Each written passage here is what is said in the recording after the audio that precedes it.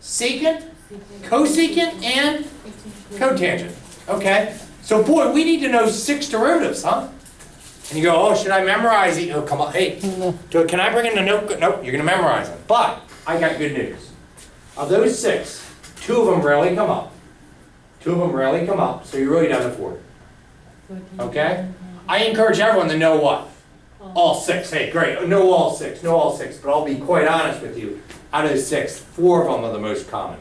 The 2 most common are the sine and the what? Cosine. Out without a doubt. Sine and cosine. You'll see them every day. The other 2 are tangent and secant. Okay? Those 4. And we'll get the derivatives. The other 2, we'll put them on the board. Very rare when you see them. All right? First of all, I'm just curious. Does anybody have an identity for tangent of x? I just want to write it over here real quick. 1 plus tangent x squared. Something better. And you can use tangent of x or tangent theta. A nice trig identity. Sine over cosine. I love it. Let's write it down. Why do I need to know that? Is that important for my derivative? Here's what it's helpful. If you were on a test and you blanked out on one of the derivatives, you're like, daggone it, I forgot the derivative of secant. You could find it during the test on your own with your brain. Because you could use quotient rule. You could use quotient rule. Because you could go, wait a minute, I forgot the derivative of tangent. Yeah, but what is tangent of x equal to? Sine over cosine. Isn't that a quotient? Isn't that a quotient? You follow me? You can find, if you went brain lock, you can figure it out by your own. So that's why I'll put that. There's another good identity. What's the sine squared of x plus cosine squared of x equal to 1? Cool. So that's if you went, what, brain freeze, brain lock, during a test, Claire, you're like, I forgot the derivative tangent. You could find it probably in a couple minutes doing quotient rule, because that's a quotient. All right, let's start out. Well, let's start out with discovery. Those of you who already had calc, don't give it away, all right? Give me a second. It only takes a second to see this. Everyone? Sine of x, graph looks like this. Whoop! Whoop! Everyone agree? Mm-hmm. There's pi, there's 2 pi. You all know that. You spent a day doing that. Okay. Cool. I'm just curious. Could we do something we did from last test and think about that graph? Remember how you did this at the end of the test? Yep. Can we try this and try to discover, if we don't know, this is the first time you ever took calculus, you have no idea what the derivative of sine of x is, I think you'll discover it through this. And you'll remember this, which is kind of cool. Ready, let's do the, oh, what's the slope right there? Positive or negative or 0? Positive. Positive, good. And you remember my recommendation? I always like to look at the hills first. So what's the slope right there? 0. So watch this. What's the slope right here? 0. So that was at pi over 2. And that was at 3 pi over 2. Y'all see that? Now, pi now, 2 pi there. All right. I know this derivative goes to there. Now help me out.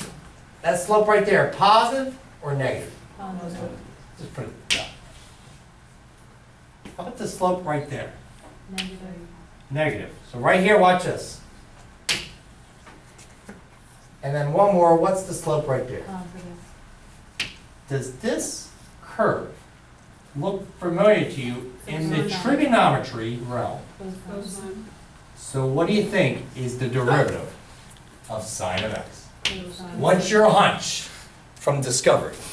The derivative of sine of x Is it cosine? is what? Cosine. You betcha. How sweet is that? The derivative of sine of x is cosine x. So we'll get it on the board. And we need 6 of these.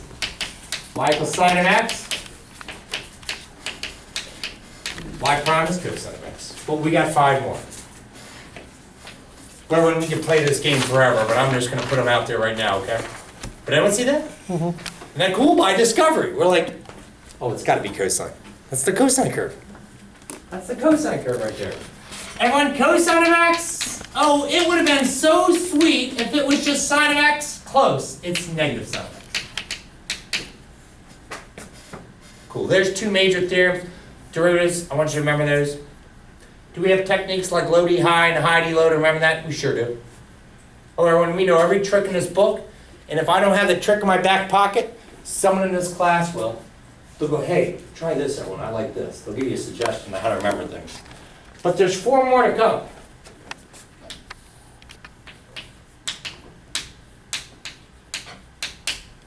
I'm about to write this one down. Can I erase this right here? I do think, everyone, as a math instructor, I should at least prove one of these, right? Rather than just spit it out to you. We did the one by discovery, I should at least prove one of them. So let's prove it through the identities. All right, everyone, I'm on a test. And I just went blank. I don't know, what do you call that when you go blank? Brain freeze or whatever. I'm blank. I'm blanking out. I forgot the derivative of tangent. So I got my question mark here, but I do know my trig identities. Tangent is what? Sine over x. So this is what I do. So when here comes a math proof, cool? Here comes a math proof. Quotient rule low. What's D high? Sine x. So you know these two. Cosine You x. know these two. So D high is Cosine x. minus high. Sine x. So all I'm doing here, Aaron's just doing the math proof, right? Low, D high, minus high. Now what's D low? What's derivative of low? Negative sine x. So I got a negative sine x times a negative sine of x, which just makes it positive, right? All over low. So secant squared x. So what's a negative times a negative? Positive. So I see I've got cosine squared x plus sine squared x all over cosine squared x. True? Anyone see this? Now is there an identity for that top thing? 1.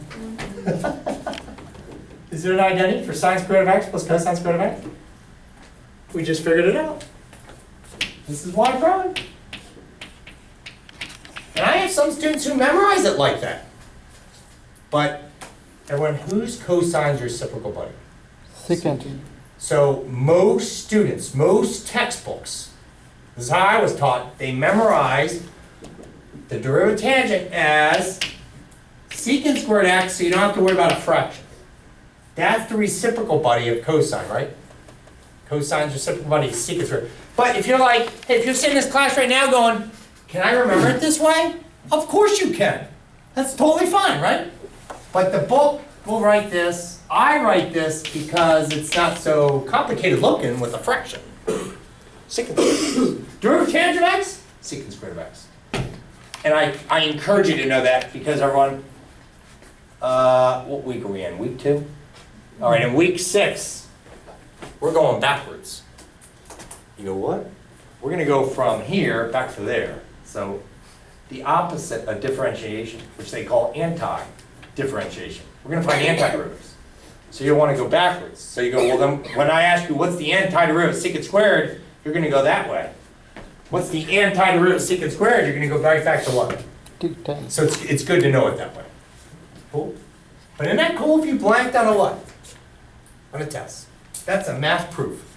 And when you have a math proof, everyone, you should write QED. It's a Latin phrase. It represents that which was demonstrated. If you know Latin, it's like, I don't know Latin, it's like quod erat demonstratum or something. But I say quite elegantly done. Right? Or if you had a math proof, you could put the Halmo symbol. Everybody know that? That's the Halmo symbol. It's kind of boring. Math people are boring. Can they come up with anything a little bit more cool? And just a box. That's called the Halmo symbol. That's what you write at the end of a math proof. You'll see boxes like this throughout the textbook after there's a proof tone. It's really tiny. It was named after the mathematician Halmos. Cool. All right. There's one more. I won't prove it this time. Feel free if you want to play around with it and prove it yourself. What's the derivative of secant? Secant x, tangent x. But I'm going to get this out there and say, everyone, yeah, you really want to do what with these? You lost storm on my program button. Do it. Feel free to it. You really want to memorize these. So we won't have to worry about cotangent or cosecant on the test? Good question. There are 2 more. I'm going to put it up here, everyone. how about this? How about I promise you this? There's two more. I highly encourage you to know them as well. But if you have to find the derivative of cotangent or the derivative of cosecant on the test, I would let you know ahead of time. Does that sound good? Okay. So you're not so stressed about them. These are the four that come up what? The most. I'm telling you. Especially sine and cosine, and these two come up quite regularly too, but not as much as this. Right? But there's two more, very rare. You'll see these. You can set from today, what's today? June 3rd? Mm-hmm. From June 3rd through July 16th, end of the course. Let's just see how many times these derivatives just pop up out of homework problems. Right? In the textbook. All right? I'll start out with, I'm going to put them on here.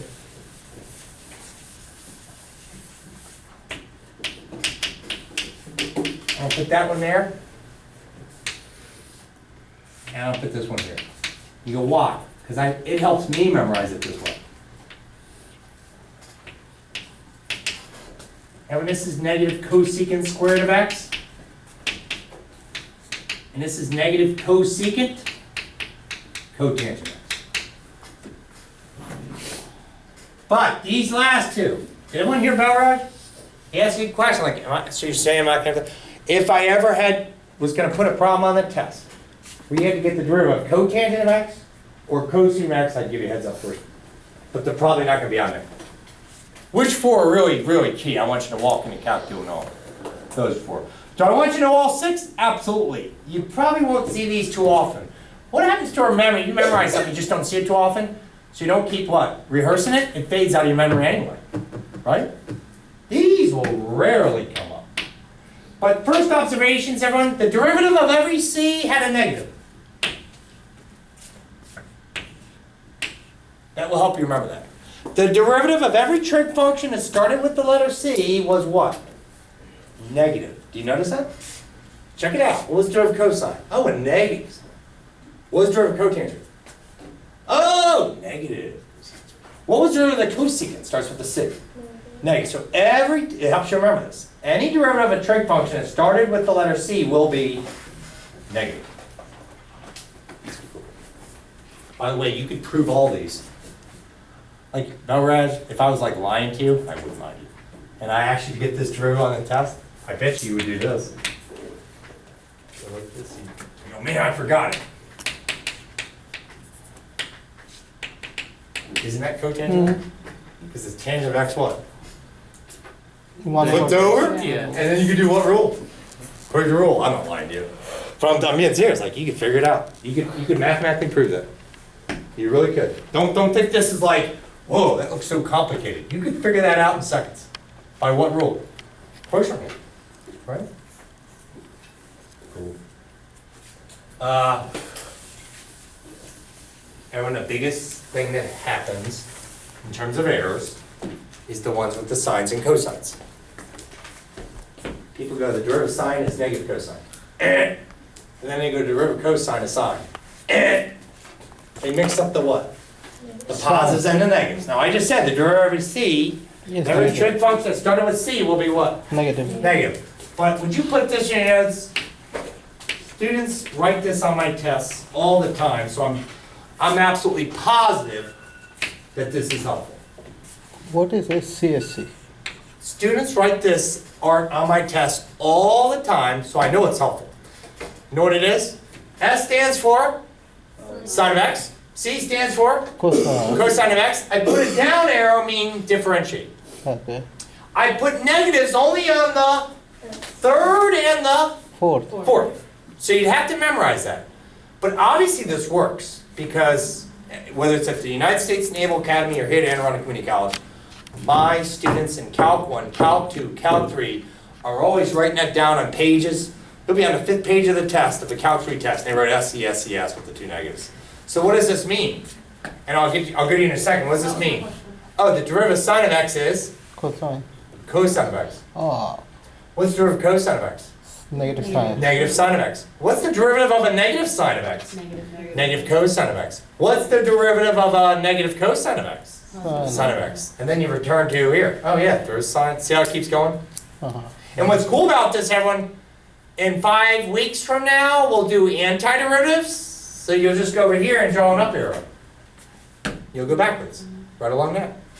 And you just took care of all these. All that's taken care of right there. Cool, but that obviously works. Students are always writing that. Go ahead, Josephine. Go over that just one more time. I sure will. I don't know what the S and C stand. You stand for, so S, to stand for trig functions.